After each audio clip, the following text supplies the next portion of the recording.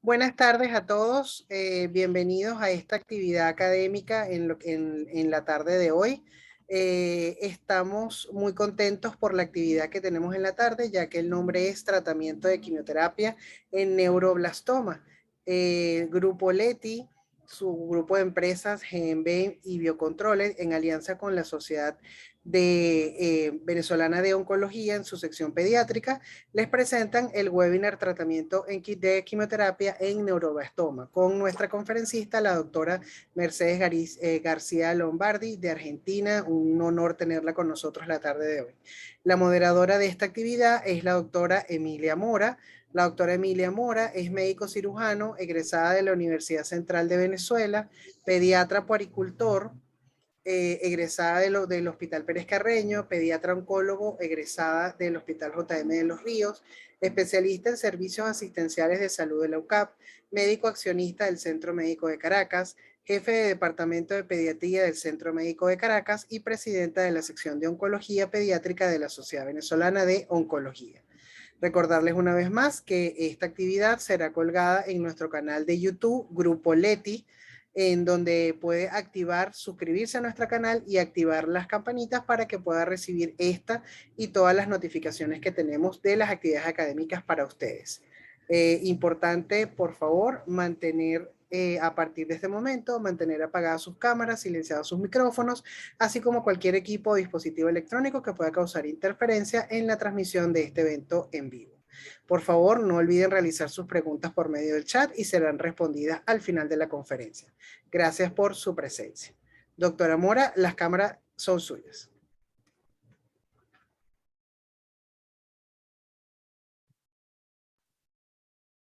Buenas tardes a todos. Gracias por estar con nosotros en este webinar denominado Tratamiento de Quimioterapia para el Neuroblastoma.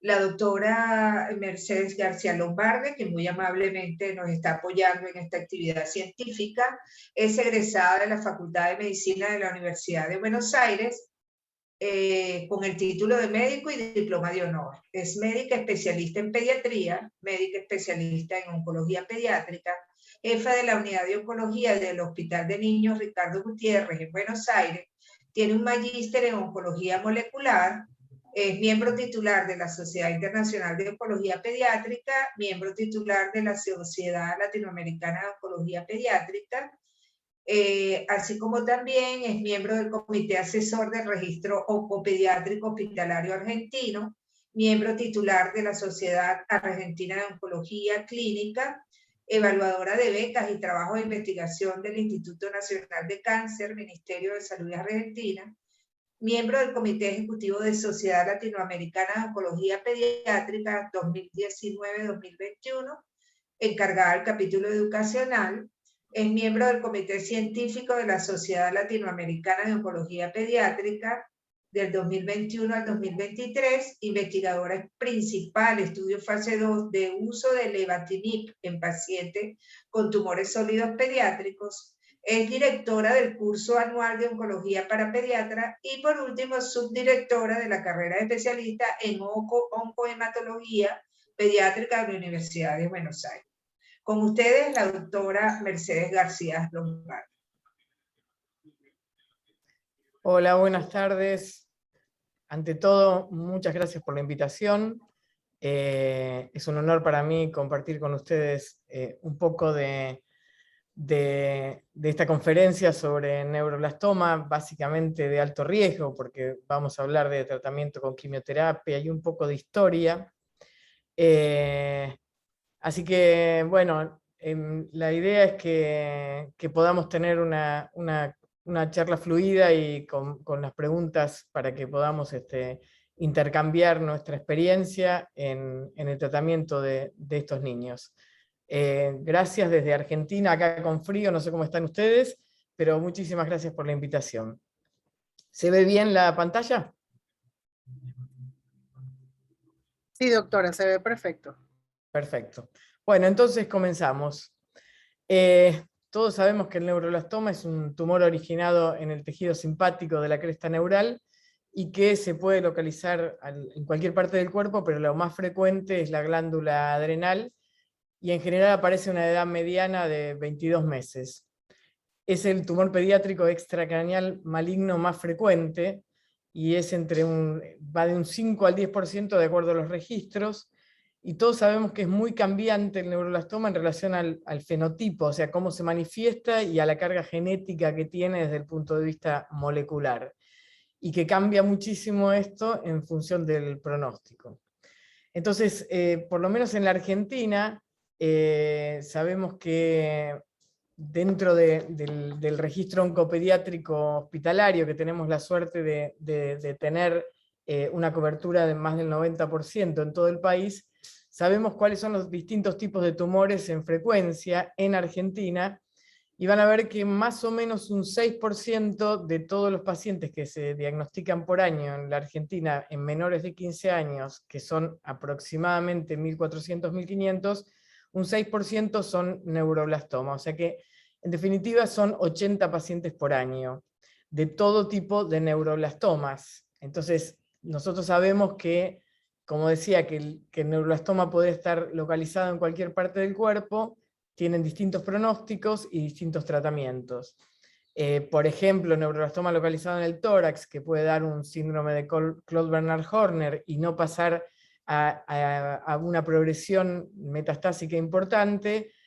Pacientes con tumor intracanal medular, porque son prácticamente congénitos, niños que nacen con este tumor y que no tienen ningún compromiso neurológico. Pacientes con neuroblastoma 4S, neonatal, el que empieza con metástasis hepáticas y tienen hasta evolución de regresión espontánea, que son los pacientes que tienen bajo riesgo o riesgo intermedio con muy buena sobrevida, versus los pacientes que son los que más nos preocupan a nosotros, porque son los que más tratamiento quimioterápico e inmunoterápico necesitan, que son los chiquitos con neuroblastomas clásicos metastásicos, con ojos de mapache, metástasis óseas que se ven en el centellograma, metástasis en la médula ósea que se ven como las clásicas parches de rosetas, y con tumores en general abdominal, suprarrenal, que a veces no son tan grandes, pero que sí son muy complicados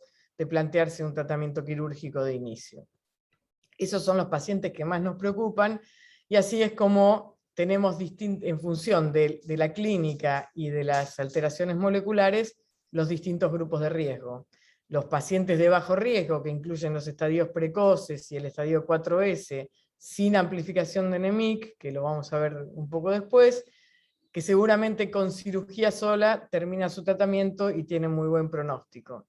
Los de grupo intermedio, que son los que tampoco tienen amplificación de NEMIC y que son menores de un año en general, o metastásicos pero sin amplificación de NEMIC y en menores de un año, que también van a necesitar un tratamiento quirúrgico y una quimioterapia de bajo riesgo, versus la mitad de los pacientes, que son los que van a tener estadios más avanzados, con amplificación de NEMIC, probablemente con amplificación de ALK, y que van a necesitar un tratamiento con altas dosis de quimioterapia, radioterapia, cirugía, trasplante autólogo de médula ósea, inhibidores de inmunoterapia e inhibidores de ALK en muchos casos. Y esto es un poco la idea, hablar de justamente los pacientes que tienen este mal pronóstico, que ha ido cambiando a lo largo de los años. Esta es una publicación del año 99, donde los pacientes de alto riesgo tenían entre un 20 y 30% de sobrevida, versus los pacientes con estadios menos avanzados, de bajo riesgo o riesgo intermedio, que tienen una sobrevida un poco mejor aún con tratamientos mucho más estándar.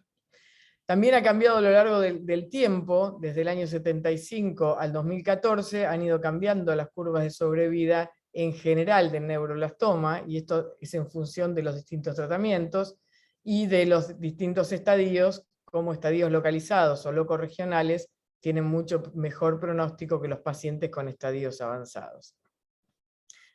Entonces, hablando específicamente del neuroblastoma de alto riesgo, todos sabemos que a pesar de las altas dosis del trasplante autólogo de médula ósea y tratamientos prolongados, la mitad de los pacientes recaen. Yo siempre resalto que pensemos que son muy pocos pacientes en general en toda la Argentina.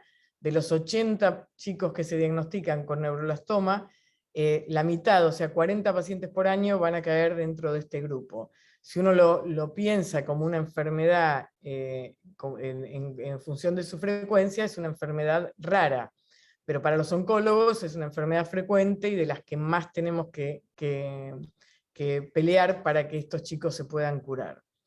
En general, la enfermedad mínima residual que no se evidencia por métodos diagnósticos convencionales, ya sea una biopsia de médula ósea o cualquier otro método de diagnóstico, es la responsable de la recaída tumoral. Y en general estos pacientes, cuando recaen o progresan o son resistentes al tratamiento inicial, tienen muy mal pronóstico y muy poquita posibilidad de sobrevida. Esto se ve básicamente en las distintas alteraciones moleculares, o sea que el estatus de NMIC, como habíamos hablado, tiene una diferencia altamente significativa en cuanto a la posibilidad de curación. La diferencia de sobrevida entre el grupo de NMIC no amplificado y el amplificado es estadísticamente significativa. Lo mismo pasa con la hiperploidía y la diploidía en las células tumorales, las aberraciones del cromosoma 11 y del cromosoma 1, y ganancias o no ganancias del cromosoma 17. Está claro que el factor de riesgo más importante ha sido siempre el NMIC, la amplificación o no del NMIC.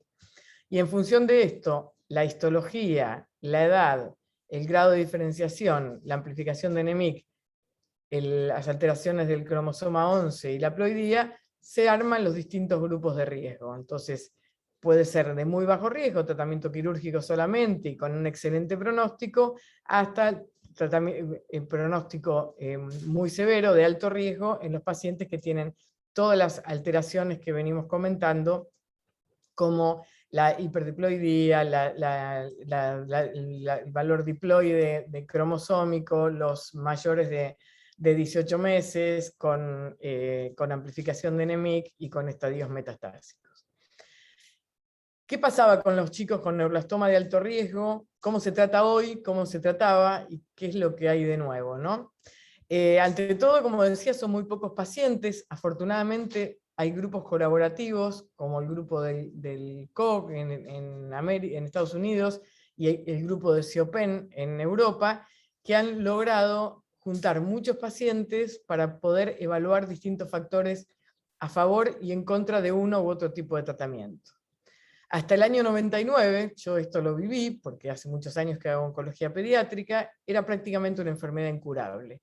Cuando uno tenía un paciente con un neuroblastoma estadio 4, sabía que le iba a dar un tiempo de quimioterapia, que iba a mejorar un poquito, que si teníamos mucha suerte en el paciente se iba a poder operar el tumor local, pero la recaída era inevitable, y no había más de 20% de los niños que lograran una sobrevida prolongada.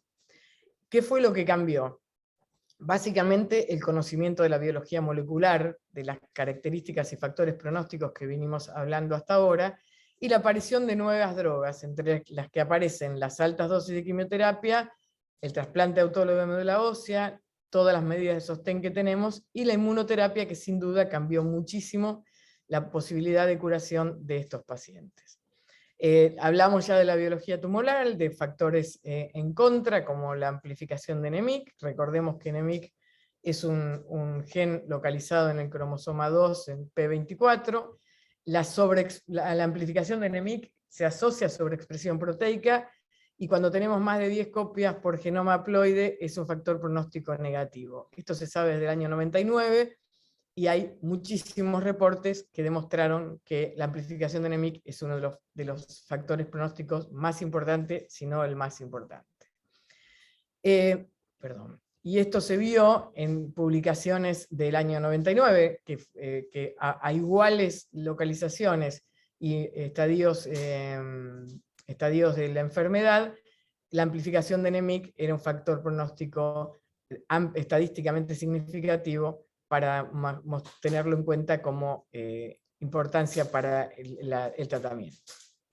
Entonces, dentro de los factores pronósticos más importantes, edad, estadio, las características histológicas con la clasificación anterior, que era la de Shimada, que después se puso como la clasificación internacional, amplificación o no de NEMIC, el ADN diploide de peor pronóstico, la expresión de los distintos factores TRK, la asociación con alteraciones de pérdida de heterocigosidad de cromosoma 1P y 11, la edad de riesgo, y para los lugares donde no se puede hacer el NEMIC, hubo muchos trabajos que mostraron que los marcadores séricos como la ferritina, la LDH y la enolasa neurona específica podían homologarse, su elevación homologarse a amplificación de NEMIC. O sea que en los sitios, muchos sitios donde todavía no se puede hacer la biología molecular y tener el estudio de amplificación de NEMIC por FISH, los marcadores séricos podrían ayudar para tomar una decisión diferente o no en el tratamiento de estos pacientes.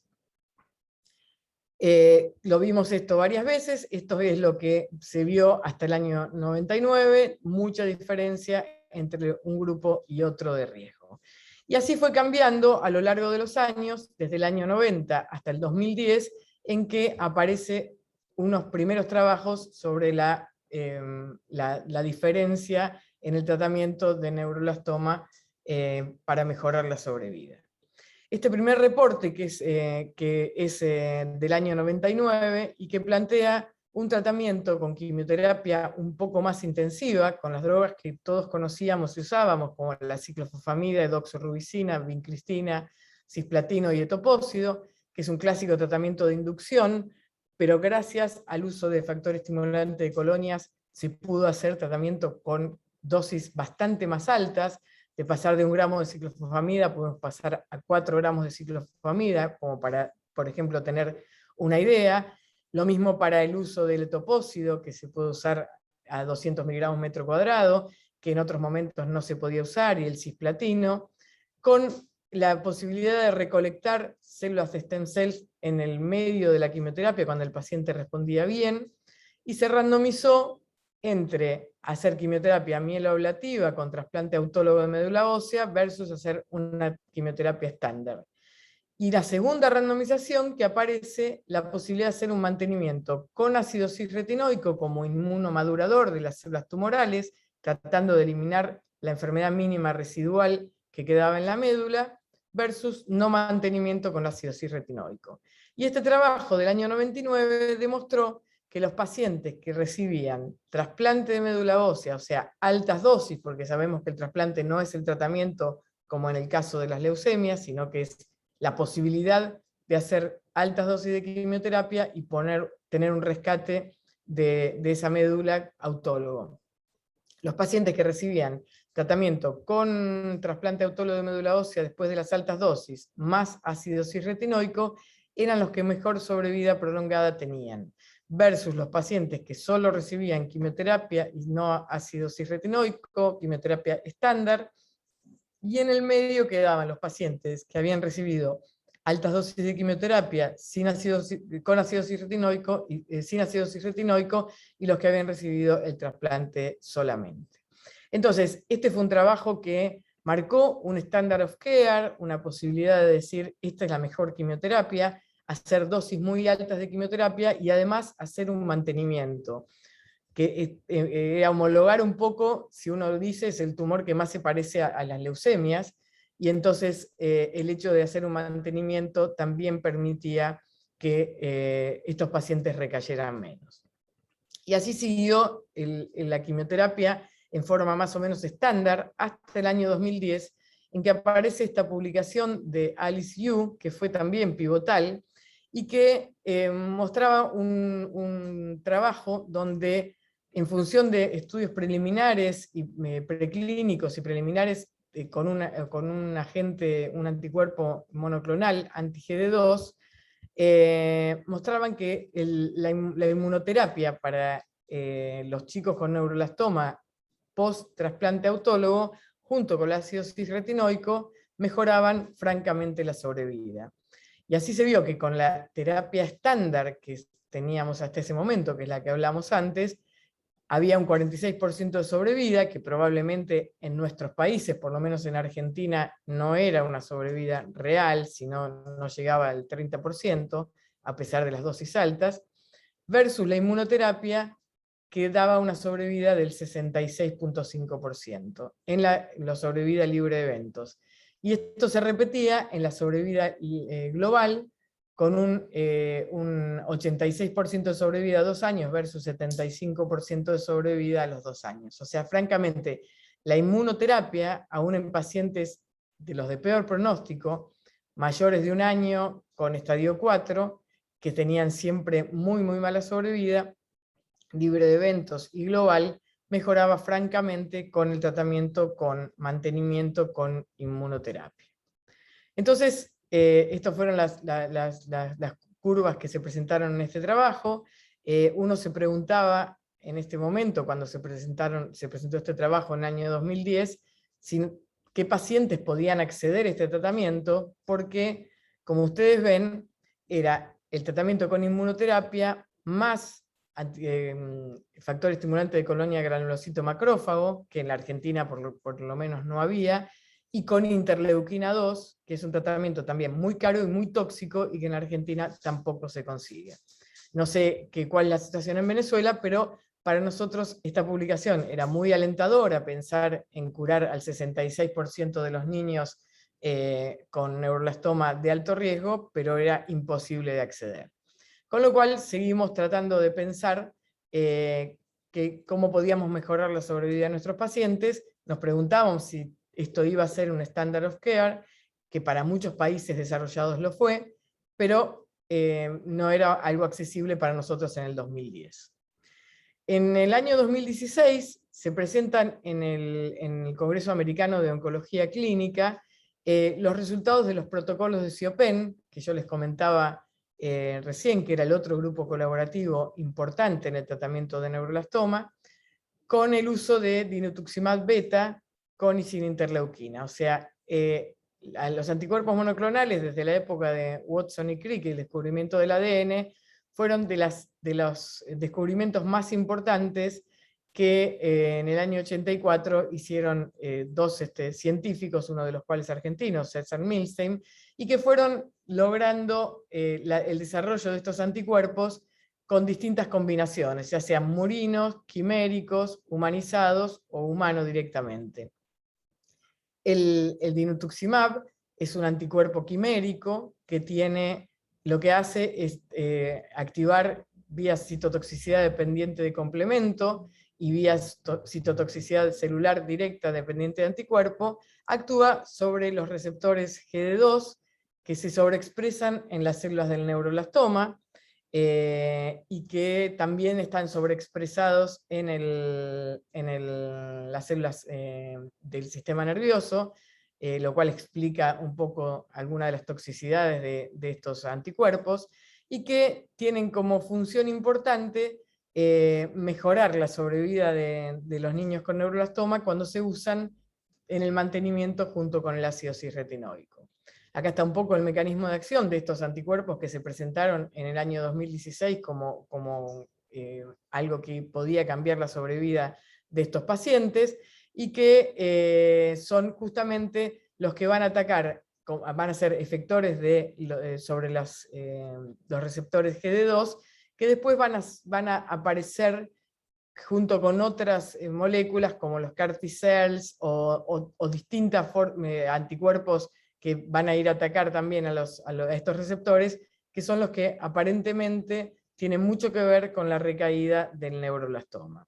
Este es un artículo muy interesante que habla mucho de todo lo que es la inmunoterapia anti-GD2 en neuroblastoma. Bueno, ¿qué pasó cuando, cuáles eran los resultados de estos protocolos? Y este protocolo de CIOPEN, que son distintos protocolos, tienen varios momentos de randomización, que los vamos a ir viendo. A mí me resulta muy interesante para entender un poco cuáles son las terapéuticas que han mejorado tanto el tratamiento del neuroblastoma de alto riesgo. La primera randomización que ellos hicieron, esto era primero un tratamiento de inducción, como habíamos visto en el protocolo anterior, con dos esquemas diferentes, que vamos a ver después los resultados, porque tardaron mucho tiempo en publicarlos. Uno que es el Rapid Kochek, que después lo vamos a ver, y otro es el N5 o N7, que es el que habíamos visto al principio, con ciclofosfamida, vincristina, doxorubicina, topocio y cisplatino, dado en 5 o 6 ciclos en función de la evolución del paciente. Después, el R1, que es el primer protocolo que se hace randomizado para evaluar cuál de las dos estrategias de quimioterapia de altas dosis para trasplante autólogo de médula ósea es la mejor. Y esto fue interesante porque resultó que se hizo la evaluación entre busulfán y melfalán como condicionante versus carboplatino, topósido y melfalán, y salió altamente significativa a favor de busulfán melfalán, con lo cual hoy en día todos los chicos que hacen trasplante autólogo de médula ósea deberían trasplantarse o condicionarse con busulfán melfalán. Después siguieron haciendo otras randomizaciones que eran que en Europa también pasaba lo mismo, que les resultaba muy caro hacer el mantenimiento con el dinutuximab, con la inmunoterapia, con el agregado de interleuquina, y probaron si asociando la inmunoterapia con anti-GD2, con cisretinoico solamente, o con cisretinoico interleuquina, que es muy tóxica. En Europa no hay factor estimulante de colonia granulocito macrófago, con lo cual no lo utilizaron nunca, a diferencia del protocolo del COG. Y evaluaron cuál era la evolución en función de esto.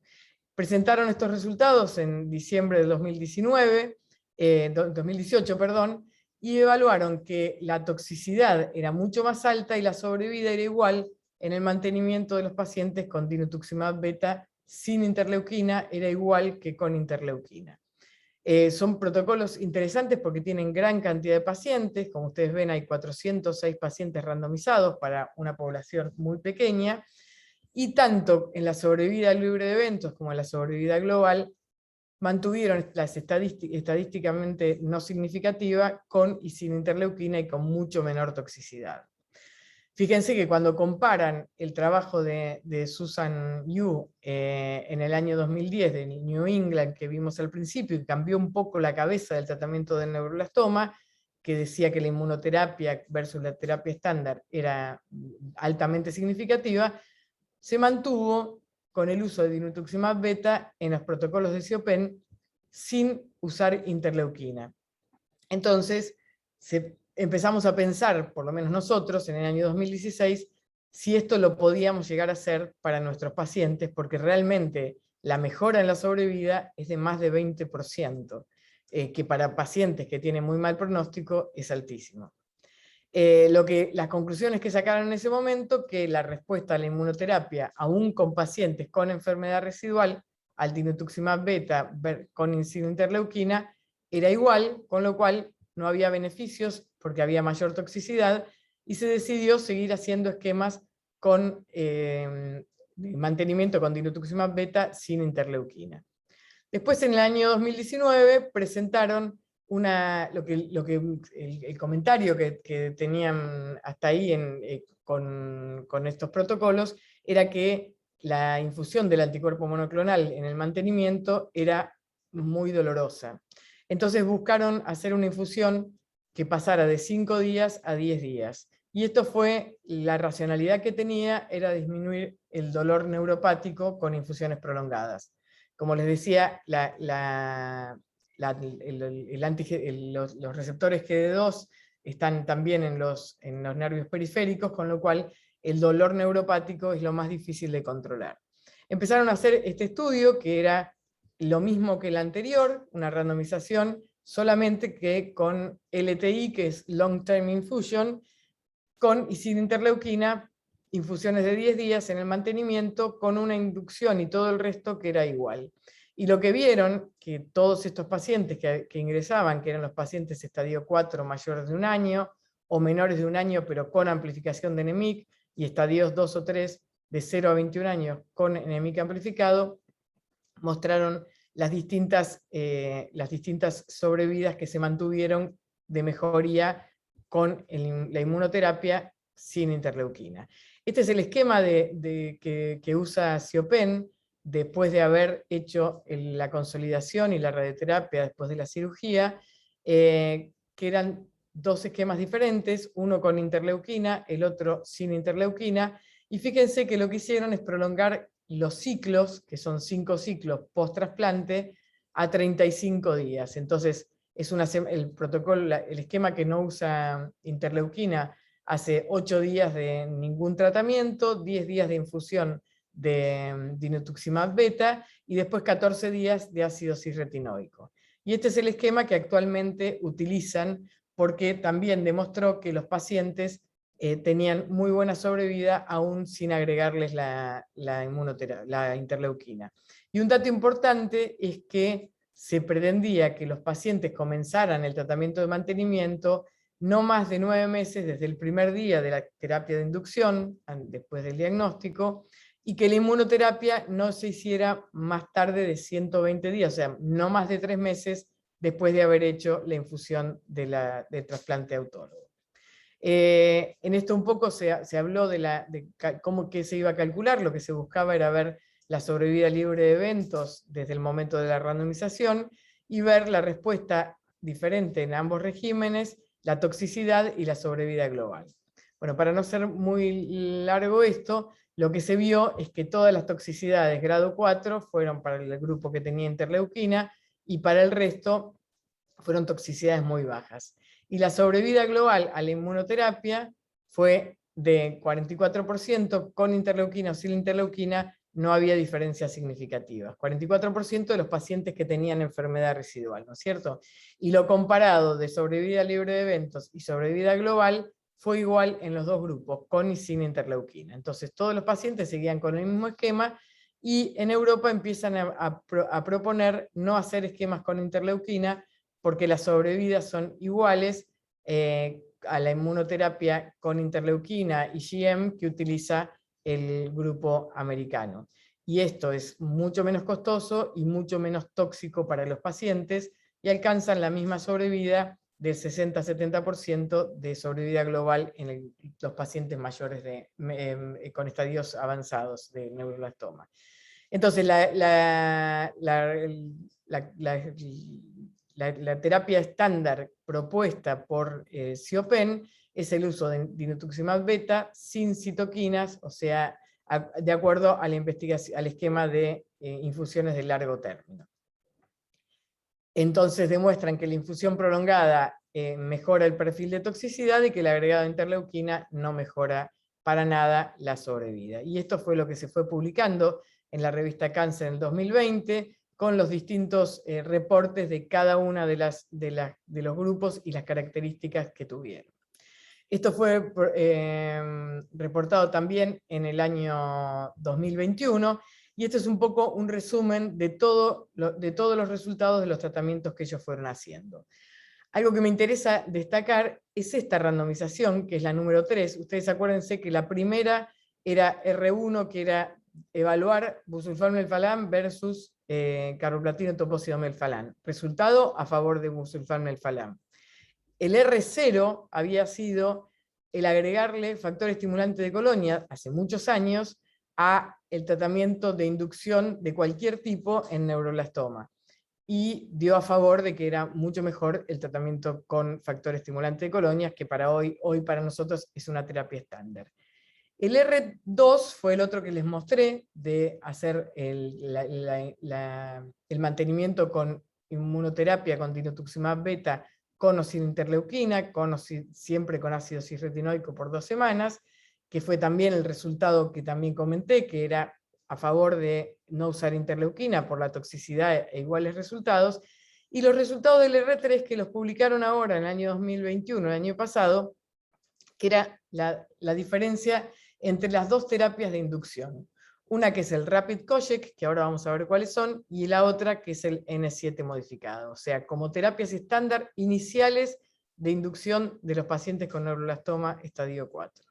Fíjense que acá están los cursos del Rapid Kochek. Las drogas que se utilizan son siempre las mismas, las que venimos utilizando hace muchos años. Fíjense que este esquema utiliza vincristina, carboplatino y etopósido como primer ciclo, a dosis no dosis bajas, sino dosis bastante altas pero tolerables. El curso B, vincristina y cisplatino. El curso C hace vincristina, etopósido y ciclofosfamida. Y, y se repiten los cursos A, B, C, B, A, B, C, B.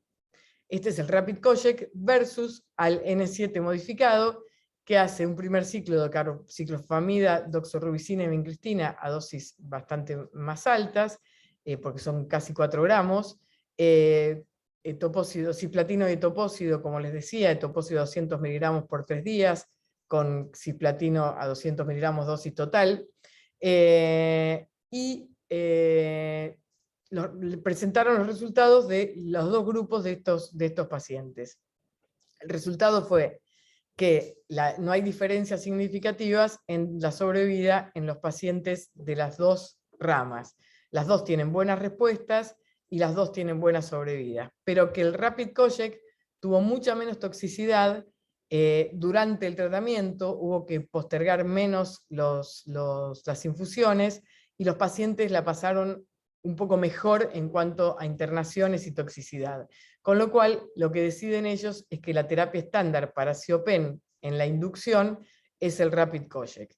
Nosotros estamos por cambiarlo también, porque realmente uno tiene que pensar que cuando hay un grupo grande que demuestra que las sobrevidas son iguales y con menos toxicidad, yo creo que hay que seguir adelante en las enseñanzas de los grupos colaborativos grandes.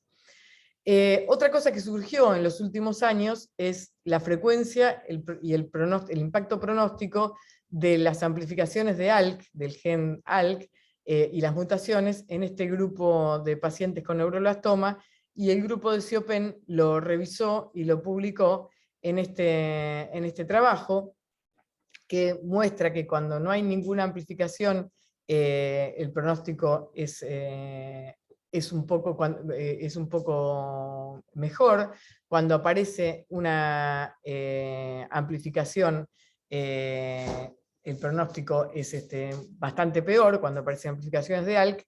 En definitiva, no alteraciones tienen mejor pronóstico, sea mutaciones o amplificaciones, versus amplificación o mutación cualquier tipo, es un poco peor el pronóstico. Entonces, el grupo de COPEN empezó a plantearse el hacer un protocolo inicial en los pacientes que tienen una mutación de ALK, para decidir si les mejora la sobrevida, colocando inhibidores de ALK desde el primer momento del diagnóstico. Esto habrá que ver los resultados. Nosotros los utilizamos a veces en pacientes recaídos que no podemos rescatarlos de otra manera, y que tienen como factor pronóstico peor las mutaciones o amplificaciones de ALK. Esto es un poco sacado de lo que han mostrado los adultos en algunos tipos de tumores, como tumor de pulmón con amplificación de ALK, que el uso de inhibidores ha mejorado mucho la sobrevida.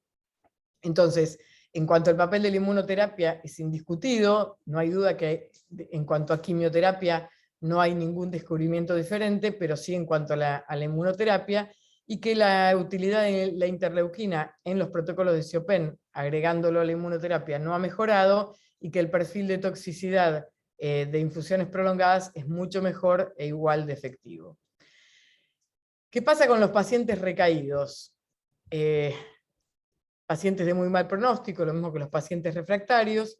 Hay muchos esquemas diferentes. Uno de los primeros trabajos que se publicaron en relación a comparar distintos tratamientos es el clásico irinotecante mozolamida para el tratamiento de neuroblastoma recaído, y se evaluaron dos ramas distintas que se presentaron en este trabajo publicado en 2017, y que dice que se evaluó el irinotecan de temosolamida versus, junto con temsirolimus como un inhibidor, versus irinotecan temosolamida más dinutuximab, que mostró una respuesta y una mejora en la sobrevida para el grupo de irinotecan temosolamida dinutuximab, y rápidamente se dejó de utilizar el temsirolimus porque no tenía ninguna respuesta.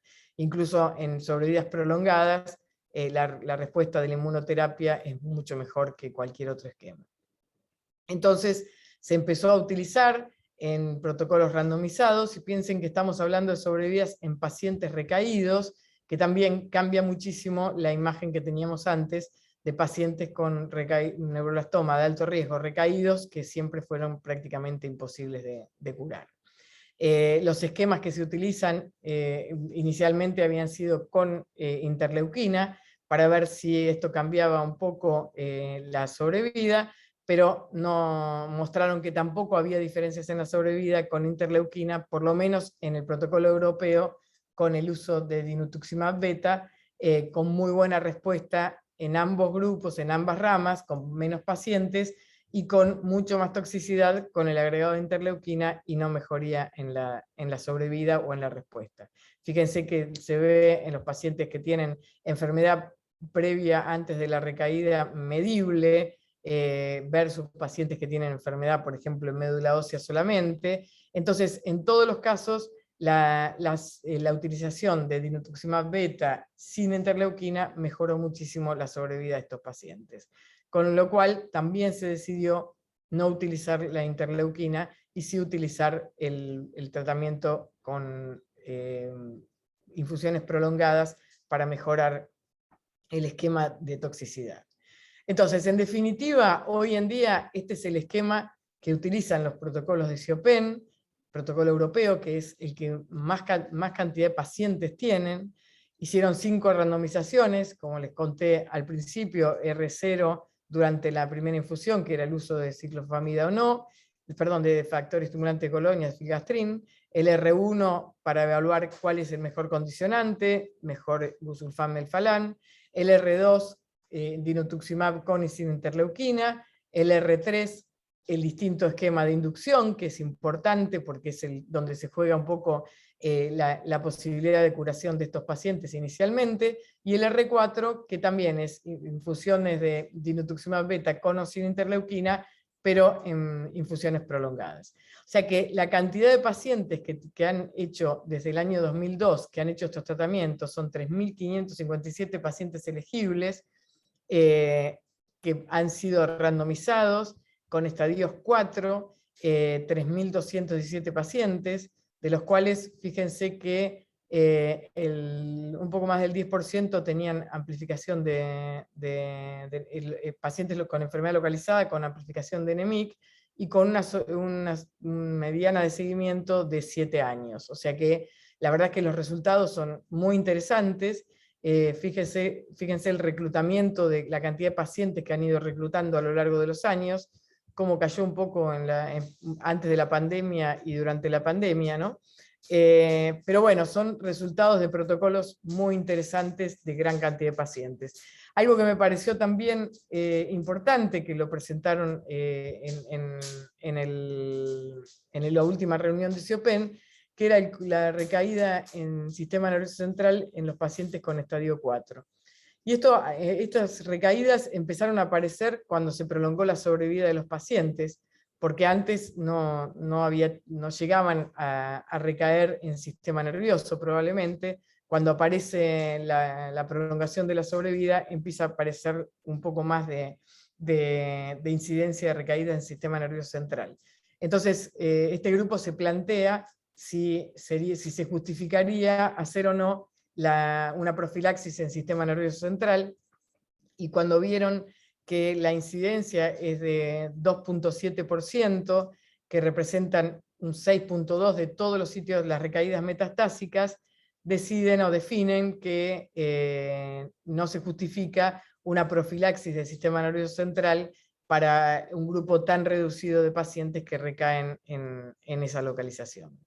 Me parecen hallazgos más que interesantes que de conclusiones de grupos muy importantes. Entonces, hoy el protocolo de CIOPEN es este que comentábamos, todos con el mantenimiento, con ácido cisretinoico y dinutuximab beta, y sin el uso de interleuquina. Y este es el esquema que nosotros intentamos utilizar en nuestros pacientes en Argentina. Tenemos que importar el dinutuximab beta porque no hay en la Argentina, pero realmente en la cantidad de pacientes que lo hemos utilizado nos ha ido muy bien y con un buen manejo de la toxicidad. Yo estuve en España, en Valencia, donde está el grupo Adino, que tiene 2 enfermeras oncológicas pediátricas y un oncólogo pediatra, y lo que hacen para hacer las infusiones de dinutuximab beta es empezar la infusión en el hospital y después mandarlo a su casa con una bomba mecánica que controlan las mamás para completar los 10 días de infusión, y realmente es interesante porque la toxicidad es muy baja y hacen un manejo telefónico, un control telefónico de los pacientes, y vuelven para sacarles la bomba de infusión a los 10 días. La verdad que nosotros todavía no nos animamos a hacer eso, porque tenemos un medio social que no nos permite que los pacientes estén en su casa con infusiones ni de quimioterapia ni de inmunoterapia, pero anhelamos en algún momento poder hacerlo. No sé si tenemos un ratito para que les comparta un poco la experiencia nuestra, o quieren que hagamos una ronda de preguntas y vemos si nos queda tiempo. Me parece que por ahí es más interesante abrir un poco el juego a preguntas y comentarios. No sé qué les parece. Doctora, por nuestra parte, bueno, como doctora, te quieras. Perdón, doctora Emilia. Bueno, doctora. ¿Aló? Hola. ¿Me escucha, doctora? Sí, escucho, ahora sí. Ajá. Bueno, me gustaría que nos diera un poco la experiencia y después hacemos las preguntas, ¿les parece? Bueno, perfecto, no hay problema. Okay. Nosotros tenemos yo tengo un grupo en el Hospital de Niños que trabajo con 3 médicos más, María Cores, Marcelo Urbieta y Gabriela Pupa, y lo que nosotros, este es mi hospital, es un hospital antiguo, va a cumplir 150 años desde su creación, y tiene una parte que está bastante más moderna, como ven, y que se ha ido ayornando a lo largo de los años. Es un hospital que es del estilo de los hospitales pabellonados, que eso permite que uno pueda ir remodelándolo de a poquito. Es el segundo hospital en cantidad de pacientes de la Argentina. El primero es el Garraham, y el nuestro es el más antiguo, pero recibe también gran cantidad de pacientes de todo el interior del país. Entonces nosotros a partir del año 2016, como les decía, veníamos haciendo tratamiento estándar con quimioterapia estándar, con la posibilidad de hacer trasplante autólogo de médula ósea desde el año 92, pero lo que no teníamos eran los anticuerpos monoclonales. Y cuando aparece el año 2016, lo que yo les presentaba de la presentación en ASCO, que se podía hacer anti-GD2 solamente y sin agregar interleuquina ni factor estimulante granulocito macrófago, decidimos empezar a hacer la importación. Teníamos muchos problemas porque es muy costoso, son muy costosos los anti-GD2. En ese momento no había bibliografía disponible. La bibliografía que había era lo que nosotros habíamos visto en los congresos, pero todavía no había muchas publicaciones. Ustedes vieron que empiezan a aparecer las publicaciones en el año 2018 recién. Hoy en día, si uno pone neuroblastoma, aparece todo el tratamiento completo con inmunoterapia en millones de publicaciones, millones no, pero muchas publicaciones, tanto de grupo europeo como americano, sobre los beneficios del uso de inmunoterapia. Teníamos miedo de la toxicidad, que en algunos lugares se decía que requería internación en terapia intensiva, y no estaba ni está aprobado en la Argentina. Teníamos nosotros que hacer mecanismos de importación que son a través de la ANMAT, que es una entidad que es el equivalente a la FDA o a la EMA en Argentina, y que requiere cantidad de papeles que tienen que cargar los papás por internet, y nosotros, seguramente como ustedes también, tenemos una población de gente de muy bajos recursos, que si bien en la Argentina está muy extendido el uso de internet, no todos tienen acceso al uso de internet a través de computadoras. Esto se vio demostrado en la pandemia, que donde la mayoría de los chicos no tenía acceso a computadoras, sino a celulares, internet por celular, y entonces las clases no las podían recibir por celular, como se daban las clases virtuales, o había un celular para toda la familia, y entonces ni siquiera una computadora. Bueno, esto cuando teníamos que hacer el proceso de importación, que era un proceso solo personal, que lo tenían que hacer los papás, también costó un montón, porque había que tener acceso con clave fiscal, que quiere decir que los padres tienen que estar registrados, que en Argentina no todo el mundo está registrado en su trabajo. Es decir, tuvimos muchos problemas para poder hacerlo, pero finalmente logramos hacerlo, y logramos desde diciembre de 2016 a diciembre de 2021 el ingreso de 15 pacientes. Ustedes piensen que nosotros, de los 40 pacientes que teóricamente en la Argentina deberían recibir tratamiento de neuroblastoma de alto riesgo, nosotros recibimos más o menos el 20%, o sea que no llegamos a más de 10 pacientes por año, de los cuales hay un porcentaje que durante la inducción o durante el trasplante se mueren y no tienen respuesta inicial, con lo cual 15 pacientes en estos años, que son 5 años, ha sido un número más o menos bueno de pacientes que hemos podido lograr hacerle tratamiento. Hubo algunos pacientes que quedaron en el camino, no porque les fuera mal, sino porque no tuvieron acceso por falta de recursos del Estado o de las obras sociales, ¿no? Del Seguro Social. En esto tenemos una realidad bastante parecida, seguro, y no todos los pacientes tienen el mismo acceso a la salud en la Argentina. Imagino que en Venezuela no, será igual en algunas cosas o no. Son países además grandes que, por lo menos en la Argentina, hay mucha desigualdad en los pacientes que viven en las zonas metropolitanas en relación a los que viven en el interior del país. Bueno, esta es nuestra realidad y probablemente la de muchos países de Latinoamérica. Logramos hacer 55 ciclos de infusiones de dinutuximab. 4 pacientes recibieron dinutuximab inicial, que era no el beta, sino el común, y después el dinutuximab beta, que es el que usa el protocolo de CIOPEN. A 10 pacientes se los dimos mientras estaban en remisión completa después del trasplante, junto con el ácido retinoico, como el esquema inicial, y hubo 5 pacientes que se les dio en recaída, combinados con irinotocante temozolomida, como los esquemas que se habían publicado en el grupo americano. 55 ciclos se hicieron no solo en el Hospital de Niños, que fueron la mayoría, sino en otros sanatorios privados, donde no es una atención privada estrictamente, sino por seguro social. Estas son las dosis que se utilizó el dinutuximab.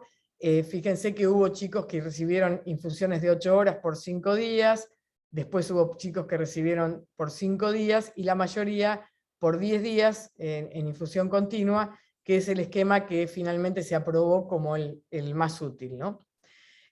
Todos los chicos tuvieron catéter implantable o semi-implantable para la infusión. Se les puso una vía periférica para hacer infusión continua de morfina para controlar el dolor. A la vez se usa el gabapentin, que se da 3 días previos y durante toda la infusión. Necesitan antieméticos, y los primeros ciclos lo hicimos con terapia intensiva. Y tuvimos este es el esquema que nosotros usamos para la infusión, que es un esquema estándar. Se empieza con una infusión más baja, y si el paciente tolera bien, continúa el tratamiento. La toxicidad que tuvimos fue fiebre en casi todos los pacientes. Fíjense que eran 15, 13 tuvieron fiebre, 10 pacientes tuvieron dolor neuropático, pero básicamente fue durante la infusión de 5 días. Cuando se hizo en 10 días, el dolor neuropático fue grado 1, mucho más flojo, digamos. La toxicidad hematológica durante la infusión fue grado 1-2 en 9 pacientes y grado 3-4 solamente en 3 pacientes. una niña tuvo una excitación psicomotriz muy importante, y la otra toxicidad que se describe mucho es la toxicidad ocular. Tuvimos en un solo paciente una midriasis paralítica, pero sin compromiso de la visión. Y un paciente recibió lo que se llama el síndrome de fuga capilar, que es un síndrome también descrito en la infusión de esta medicación, que tuvo que entrar en asistencia respiratoria mecánica por 48 horas, no lo repitió en los ciclos siguientes y pudo completar el tratamiento.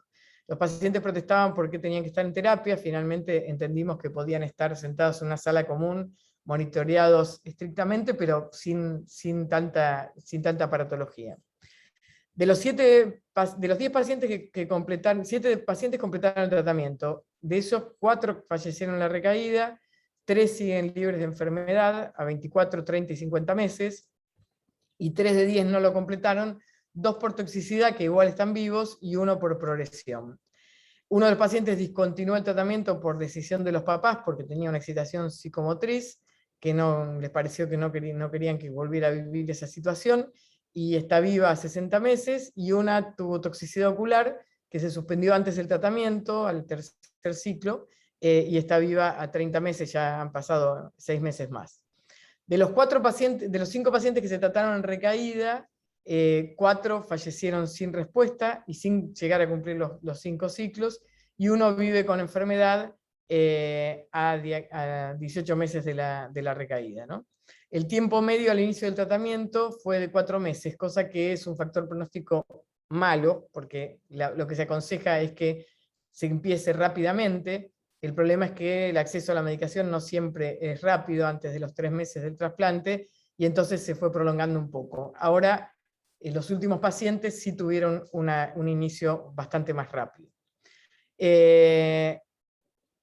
Las conclusiones fue que la provisión de la medicación fue engorrosa, tuvimos que sortear mucha burocracia, la infusión fue factible, creo que en Latinoamérica hay muy pocos lugares donde tenemos experiencia con esto, en Brasil tienen algo de experiencia y están empezando a tener experiencia en Chile, pero la verdad es que nosotros tenemos 15, ahora 16 pacientes que han podido empezar con esto. La toxicidad fue manejable, la infusión de 10 días es la mejor y es la que uno más aconseja, y el próximo desafío es la infusión domiciliaria, que es un desafío que no estoy muy dispuesta todavía a comenzar. Nosotros no podemos hablar claramente de evaluación de sobrevida global y sobrevida libre de eventos porque la cantidad de pacientes es poca y el tiempo de seguimiento es escaso, pero aproximadamente es un 50% de sobrevida en los pacientes que sí recibieron contra un 20% de sobrevida que nosotros teníamos para pacientes con neuroblastoma de alto riesgo, con la quimioterapia y el trasplante. ¿Cómo manejamos las toxicidades? Que esto era lo más difícil para nosotros. Cuando uno se va haciendo los tratamientos, va viendo que en realidad son manejables. Apareció un artículo interesante en el año 2021 sobre manejo de toxicidades, y la verdad que lo seguimos a rajatablas, y nos dio mucho resultado el poder ver cómo lo podíamos hacer. Importante que cómo se prepara la medicación de infusión prolongada. Nosotros lo hacemos no con jeringa, sino con Baxter de infusión de 250 mililitros, y lo que hacemos es hacer el control del dolor en los días previos y durante el tratamiento, y la verdad que no hemos tenido ningún problema. La morfina la ponemos, no son dosis muy altas, pero la ponemos con un bolo previo, y después seguimos con infusión continua todo el tiempo, hasta que van pasando los ciclos y los pacientes hacen como una tolerancia, con lo cual, en general, al tercero, cuarto, quinto día, si no tienen dolor, lo pasamos a vía oral, y en las últimas infusiones a veces ni siquiera requieren morfina. Eso es una tolerancia que está descrita en este grupo de pacientes. Y después la otra toxicidad que asusta mucho es el síndrome de fuga capilar, ¿no? Lo que se recomienda en general que cualquier reacción adversa grado 1 o 2 se disminuya un poquito la velocidad de infusión y después se vuelva al goteo inicial, y el grado 3 o mayor suspender la infusión y tomar medidas de soporte hasta que llegue grado 1 o 2, y luego ir aumentando el goteo inicial. Por ejemplo, una reacción de hipersensibilidad con midriasis, con o sin fotofobia, se interrumpe la infusión y se retoma al 50%. Con el síndrome de fuga capilar, el que da más miedo, digamos, uno toma medidas muy concretas y está muy protocolizado cómo hacer, ¿no? Ante el descenso de la presión arterial o presunción de síndrome de fuga capilar, inmediatamente contactar al médico si está en una sala con una enfermera. Si el paciente está inestable o con saturación baja, se disminuye la infusión. Lo que se trata es de no desconectarlo, mantener un descenso o suspender la infusión, y si no tiene dolor, suspender la infusión de opioides, porque eso le baja más la presión al paciente, y lo que hay que hacer es chequear en ese momento el nivel de albúmina sérica. Porque el problema de esto es cuando los terapistas o los médicos clínicos, ante la baja de presión, de tensión arterial, le hacen, como hacemos siempre, una expansión con solución fisiológica, y ahí, si el paciente tiene una albúmina menor de 3 gramos y le damos solución fisiológica, lo único que vamos a lograr es que haga un síndrome de fuga capilar bien claro, un edema agudo de pulmón. Entonces, si el paciente tiene menos de 3 gramos de albúmina, la idea es darle albúmina humana, y todo el tiempo que dura la infusión del anticuerpo, y seguramente con eso va a mejorar. Y si sigue bajando, entonces se enlentece la infusión de anticuerpo y después se va aumentando. Y si el paciente tiene más de 3 gramos, lo que hay que enlentecer es la infusión de anticuerpos al 25% y después ir aumentándolo. Con esto no tuvimos más problemas con la infusión. En el caso extremo, se suspende la infusión, pero en general con albúmina y no pasando solución fisiológica, el paciente se recompone. Si se debe suspender un ciclo, se puede reintentar repetir la infusión nuevamente, comenzando más lentamente aún. Y estos son algunos de los reportes de toxicidades, que fue la misma experiencia que teníamos nosotros. Yo creo que es muy importante que nosotros podamos darle a nuestros pacientes el mejor tratamiento, que es sin duda la inmunoterapia para mejorar la sobrevida en los pacientes con neuroblastoma de alto riesgo, y apostamos a que cuando se apruebe en nuestro país vamos a poder utilizarlo con más tranquilidad. La conclusión es que tenemos que hacer los tratamientos estándares de los grupos colaborativos, y en esto el agregado de la inmunoterapia después de las altas dosis ha sido demostrado que es muy importante, que podemos hacerlo sin interleuquina, y que así vamos a mejorar la sobrevida de nuestros pacientes. Los invito a venir a Argentina cuando quieran, a ver las distintas paisajes que van a poder ver en la Argentina. Se disparó todo, que algunos conocerán, a venir a tomar un vino a Mendoza o las cataratas del Iguazú, o andar por la Patagonia, por los lagos del sur, o ver las ballenas en Puerto Madryn. Bailar el tango para los que les gusta, o estar en alguna librería, o venir a comer un asado con nosotros, que van a ser siempre muy bien recibidos. Muchas gracias, y comparto con ustedes las preguntas. Les dejo mi mail por si necesitan algo, a disposición.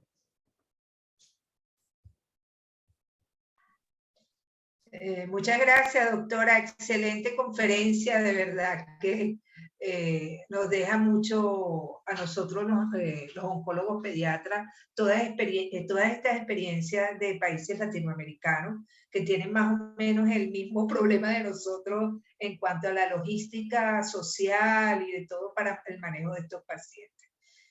No sé si hay algunas preguntas, déjenme ver el chat. Bueno, gracias. No, bueno, no hay ninguna pregunta por ahorita. Déjeme ver, debe ser el tiempo.